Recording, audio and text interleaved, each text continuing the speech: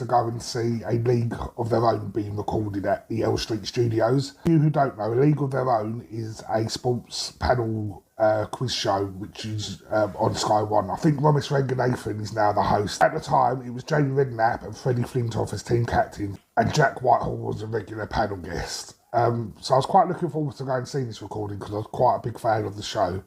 So we arrived at the studio, the warm-up comedian come out, and he was fantastic. I think he's the same guy that does the warm-ups for Saturday Night Takeaway, and we saw him again when I went to a recording of Celebrity Juice. And then the panel come out, and then so did James.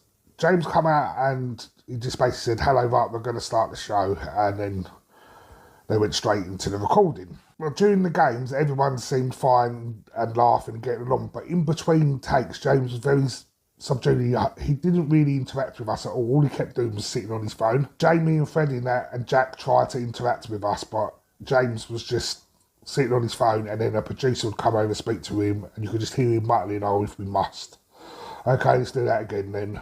Okay, well, we're picking it up from there. It was very sort of standoffish. About halfway through the recording, so about an hour and 20 minutes in, James finally did interact with us, but it seemed it was very me. So like one of the questions he threw out to the audience is like, who's travelled the furthest? Let's find out where people come from. And I think someone had said like Scotland, and he was like, I was at the furthest, well, I've travelled from California to be here. It was like, look what I've done. We get to the end of the recording, and this is one of the main things that stay in my head, is at the end of each episode, James used to read the scores and then sort of say, we'll see you next week, but he'd throw his pen. He made us sit there an extra 20 minutes while he got that take right. All he was doing was just throwing a pen, and he didn't like the way he was throwing it, so he was like, no, we'll go again. Threw the pen, no, didn't like that one, we're doing it again. And we just had to sit there and clap and laugh every time he threw that pen to get the end result for the programme. So that was really like, I thought, Adam, you just throwing a penny. And like, I get it if it was not in shot or dropping on the floor, but it was him. It wasn't the producer saying to him, like, this redo that. It was him saying, no, I'm not happy with that. Let's do it again. As soon as the recording stopped, he literally stand up and said, like, thanks everyone for coming, and he walked off. And that was it.